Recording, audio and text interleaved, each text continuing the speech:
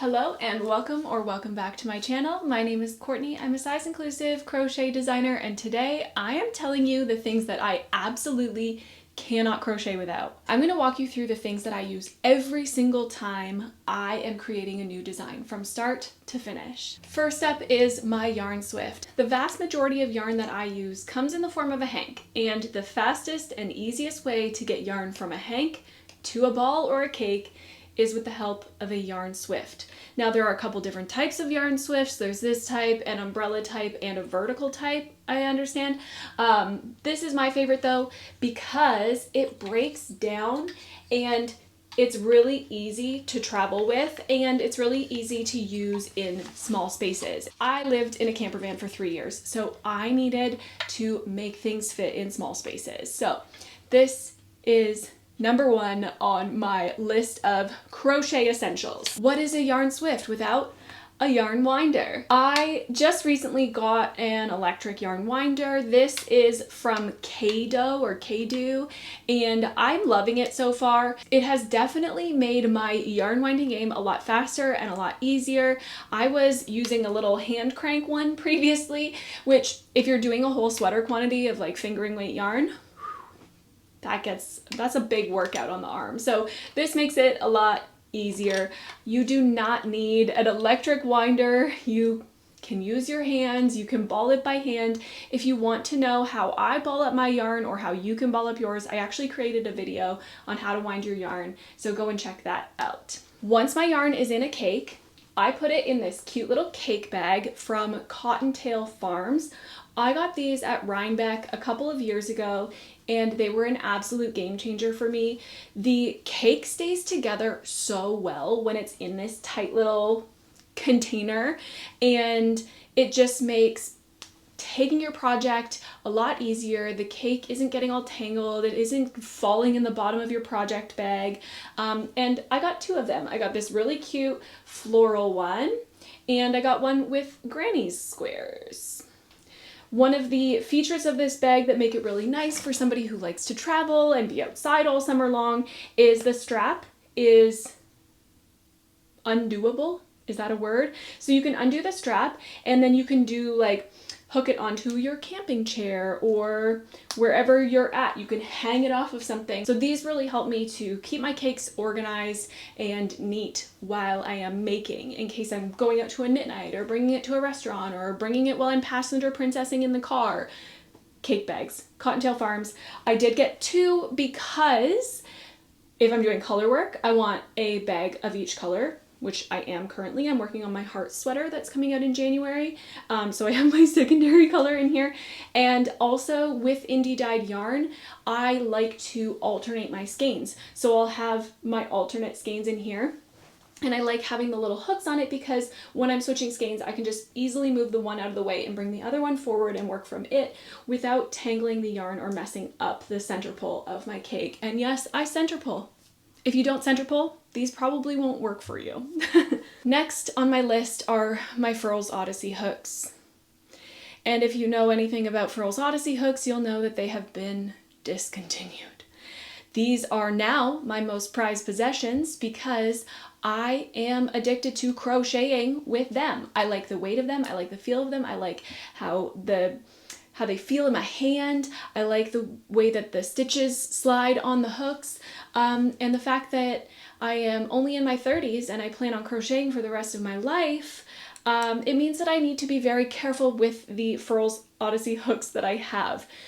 Obviously, if you don't use Furls Odyssey hooks, you don't know what you're missing out on. So use whatever hooks you want that work for you. These ones are my favorite. RIP to the Furls Odyssey hook series. Maybe one day I'll find a different one that I like just as much, but these are the ones that don't give me any nerve pain in my arm, and I just love them. Next up, and you had to know this was coming, a gauge ruler. Because not only am I doing a gauge swatch at the beginning of my project, I am checking my gauge regularly throughout the making of my project. And the best way to do that is either with a gauge ruler or some kind of fixed hard ruler. So hard plastic, wood, metal, because Tape measures like this are good for measuring your bust, measuring your body, right? Because they're flexible, but these tape measures can stretch over time, and it's also kind of hard to get them to lay perfectly across your stitches when you're trying to measure your gauge. Both of these I'm considering essentials when I crochet. I use both of them multiple times every project, measuring my body, measuring my final piece, those longer measurements, and then measuring my gauge with my gauge square.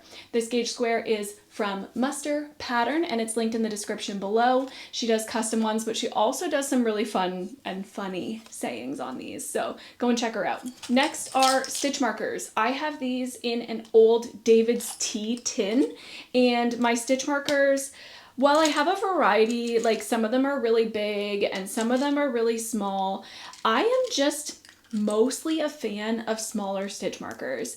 I find the feeling of a stitch marker under my hand when I'm crocheting, I just don't like it. So like this one from Muster Pattern I use pretty regularly, and it's probably the biggest one that I would ever use. If I have a project where I have to have multiple stitch markers in it, say like a raglan sweater where I have all 4 corners kind of marked, I'm just using one of these little guys.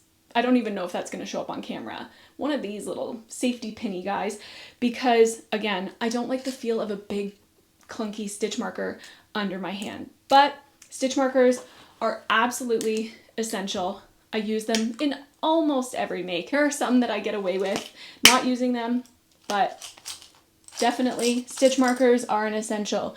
And again, you don't need anything crazy fancy for stitch markers. You could literally just use a scrap of yarn as a stitch marker.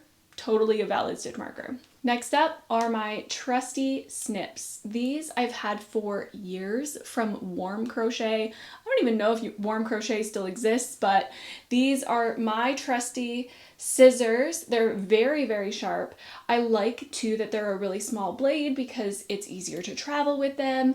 And yeah, these work effectively. They get right through the yarn. They're not snagging on the yarn. Super sharp, small crafting scissors are definitely an essential for crocheting, in my humble opinion. The next one you're going to laugh at me for, because if you've been here for more than just this video, you know that I am not great at weaving in my ends on my final projects, but this is more of a hopeful essential. It's a darning needle, because I'm going to use it to weave in all of my ends from this day forward.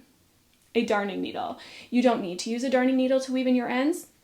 I also used to use these like plastic, when I was working with bulkier yarns, back in my craft show days, I would use these like plastic, I'll put a picture of them up on the screen here.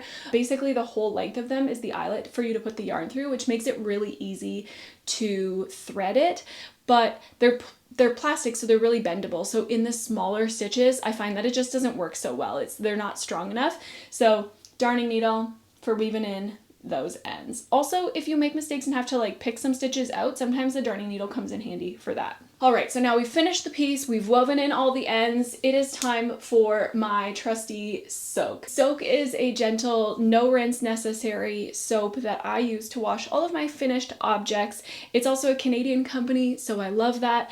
The current scent that I am loving is called Pineapple Grove. It is so delicious and tropical. The wonderful thing about soak is that these scents are very subtle as well too, so it's not overwhelming like a dryer sheet is. These are very soft and subtle. My 2 favorites are the Pineapple Grove and Lacy. Oh, and I also really like Fig. They've got great scents. Check them out. They're typically at Rhinebeck as well too. If you ever go to Rhinebeck, I have purchased from them at Rhinebeck, but they're also just located up the street from me in the Greater Toronto area. And after I have soaked in the soak, I put my pieces out on these blocking mats. These are not designated blocking mats. I think they are gym mats or they're like mechanic mats. I got these at the Real Canadian Superstore, which is essentially like a Canadian Walmart. I got these and they work great. And I got a pack of 4 of them and I like how big they are. So that way my whole sweater fits across, right? Like we're not having to reconfigure anything. I just put them 2 by 2 and the whole sweater fits. I will be doing a whole video tutorial on how to block your crocheted wearables at some point soon, but know that These are the blocking mats that I use. You don't need those fancy blocking mats with the like inch increments on them. You can use whatever you want. They also sell these at like kids stores and stuff too, as like play mats for kids. And one of my more recent additions to the essentials list are these blocking pins. Now, when I do my tutorial on how to block, I will scream at you to not be stretching your garments into oblivion. These are meant to just hold them in place, not to rip your yarn apart and stretch it to its maximum capacity. These are meant to just hold your piece. These are meant to just hold your piece down or to keep any lines straight that you need straight. So these are a newer addition. These are called blocking combs, and my use of them, my number one purpose for them is just to keep straight edges. So I use them to keep the bottoms of my hems straight when blocking, or the sides of my sweater straight when blocking, or maybe my neckline or a sleeve. If it's kind of looking a little bit wonky, I'll just use this to keep it nice and straight. Those are all of my crochet related essentials for making my garments, but I have two honorable mentions that are not crochet related. The first is a nail file. I keep a nail file within arm's reach whenever I'm crocheting, because there is nothing worse than having a little snag on your nail that's catching on your yarn every single stitch. I'll just pick up that nail file and get rid of it. And in that regard, the second essential that is not crochet related is hand lotion for me. If my hands are dry and that yarn isn't flowing through my fingers, or it's catching on like a little bit of dry skin, it needs to go. So I always keep lotion and a nail file nice and close. Let me know what some of your crafting essentials are in the comments down below. If you have any questions, pop them down there as well too. And don't forget to like this video and subscribe to the channel for future educational crochet content, vlog style videos, and I have some upcoming free patterns coming your way soon. Happy crocheting! Bye!